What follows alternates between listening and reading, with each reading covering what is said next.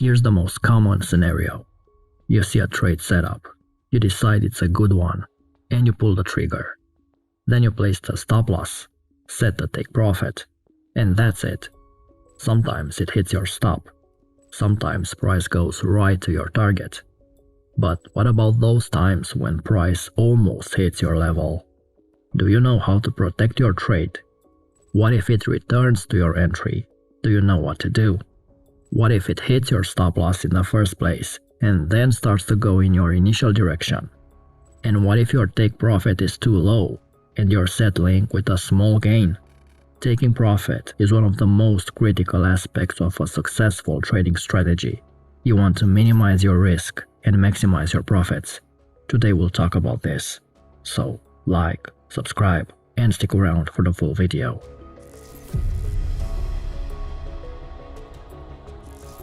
Setting single profit targets can seem like a simple and straightforward strategy, but it comes with several disadvantages that you should be aware of.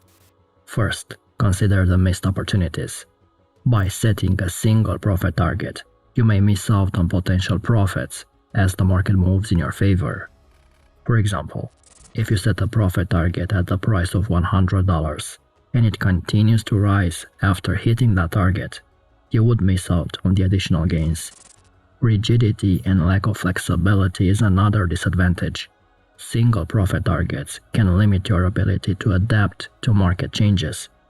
If the market almost hits your target, then moves in the other direction, you may be unable to take advantage of new opportunities or adjust your strategy accordingly. Not to mention the psychological burden. You may feel the pressure to reach that target and may be more likely to make impulsive decisions. It's important to be aware of the disadvantages of setting single profit targets and consider alternative approaches. A better strategy is to scale out of positions and have multiple profit targets. Scaling out of positions refers to closing partial positions at different levels of profit, rather than holding on to the entire position until the target is hit. Let's say you buy a stock at $20 and set a target profit of $30. Instead of holding on to the stock until it reaches this price, you may choose to sell half of your position at the price of $25 and the remaining half at $30. This strategy has several benefits. First, it reduces the risk of giving back all of the profits if the market suddenly moves against you. By selling partial profits at different levels of profit, you will reduce your exposure to the market. Second, scaling out of positions allows you to manage your emotions and avoid becoming too attached to a trade. Holding on to a position for too long can create anxiety and fear, especially if the market moves against you when you've already been in profit. By selling partial positions, you can reduce the emotional impact of a trade and make more rational decisions. You can also leave a portion of the trade open even after your final target is reached. You bought at $50 and set two profit targets at $55 and $60. You can sell 25% of your trade at the first target, 50% at the second and final target, locking in profit and reducing your exposure, and you let the remaining size opened. Who knows, maybe the market will move to $70, $80. This way, you have a chance to capture a much bigger move.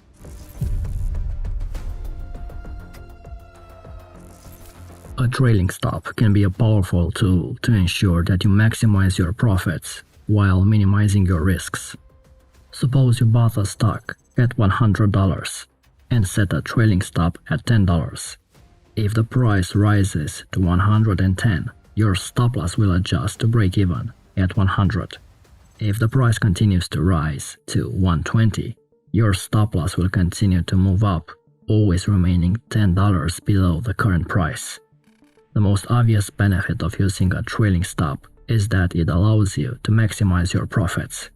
By continuously adjusting your stop loss as the price moves in your favor, you can lock in profits while avoiding premature exits. This can be especially useful when the market is trending in your direction. Another benefit of using a trailing stop is that it helps you minimize your risk. As the price moves in your favor, your stop loss moves with it, ensuring that you are protected in case the market turns against you. This way, you can avoid losing money on a trade that was in profit. A trailing stop is a dynamic exit point that changes as the price changes. This allows you to stay in a trade for as long as possible while still protecting your profits. You can choose a trailing stop based on a percentage of the price or a set number of pips, depending on your personal preferences. Here's a common mistake. You see a trade opportunity, you enter, and you set a money target of $100. When you see that you are up $100, you exit, even though the price may have further room to develop. While the idea of having a specific amount of profit in mind can be motivating, it can also be an obstacle to your trading account growth. There are several disadvantages when you set money targets. First, a money target can cause you to make irrational decisions. When you are so focused on reaching a specific monetary goal, you will make impulsive trades or holding losing positions longer than they should, which can lead to bigger losses. Second, money targets are not always realistic. You may set an overly optimistic target, which can lead to disappointment and frustration when the target is not met. And on the other hand, setting a target that is too conservative can result in missed opportunities for profits. So instead, you should focus on developing a comprehensive trading strategy that takes into account market conditions, volatility, and other price action factors.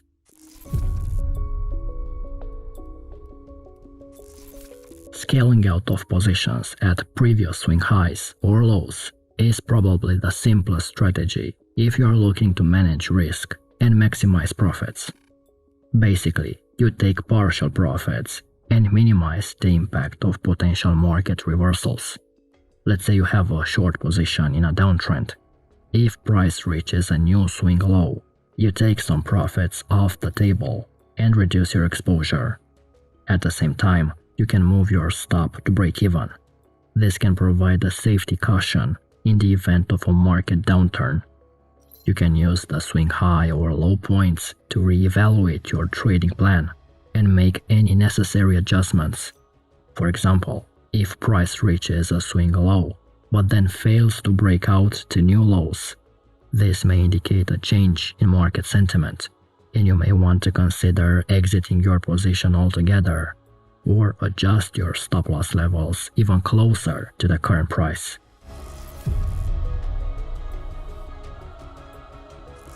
Taking profits at supply and demand areas is another strategy.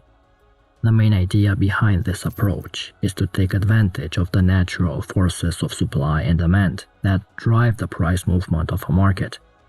For example, you bought at this demand level, and price has risen to a significant level of supply. Here you may choose to sell a part of your position. This way, even if the price does eventually fall, you will have already captured some gains and protected your capital. Another benefit of scaling out of positions at supply and demand areas is that it can increase the efficiency of your account balance. By closing partial positions at key levels, you can free up capital that can then be used to enter new positions.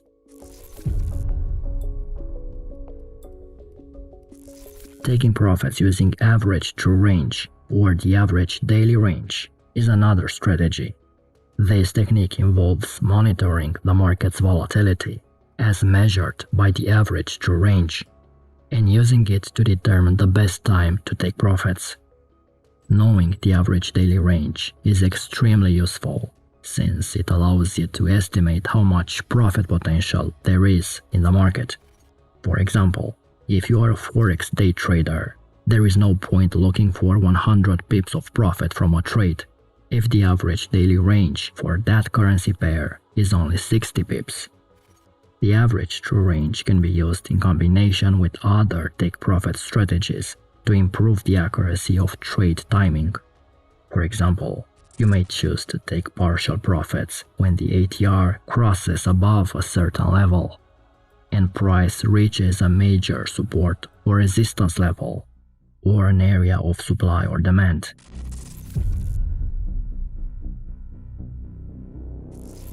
Taking profits using Fibonacci extensions is my favorite take-profit method. Fibonacci extensions can be used to project potential levels of price action beyond a retracement. In short, you get clear and objective exit points. For example, if you buy a market in an uptrend, you can use Fibonacci extensions to find potential levels of resistance where you can scale out of your position. If the price reaches the 100% extension level, you may choose to sell a part of your position. If price continues to move higher, you may choose to sell more of your position at the 161 extension level and maybe move your stop higher. By using these clear and objective exit points, you avoid overstaying in a trade.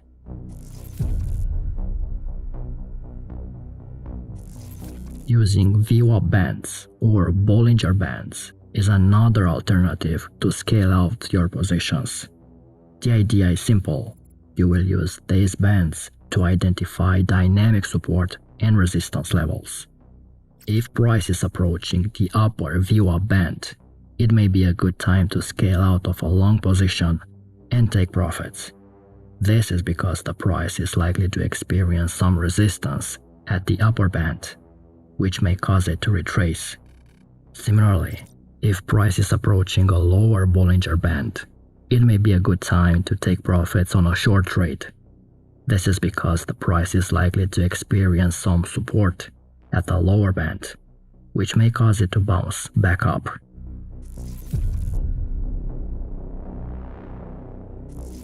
Taking profits using pivot points is another reliable method.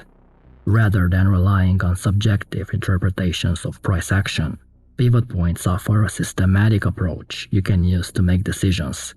This can help you to avoid the biases and emotions that can often lead to poor decision-making.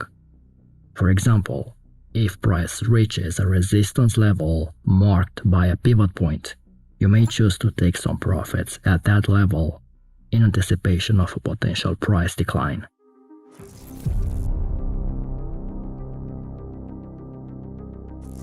The end of the day or the end of the week can be an ideal time to scale out of positions because it allows you to take a step back and evaluate your positions in the context of wider market conditions. If you are a day trader and your trade is in profit at the end of the session, you might want to limit your risk. You don't know how the market will react at the open of the next session. The same if you're a swing trader and you have a decent profit on your trade. Before Friday's end of the session, you may want to reduce your overall risk. You've seen those big weekend gaps, so take some profits off the table and move your stop to break even.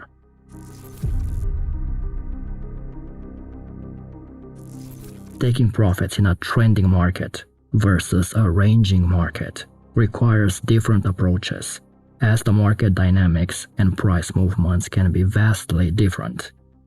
In a trending market, price moves in a sustained direction, whereas in a ranging market, prices oscillate within a certain range.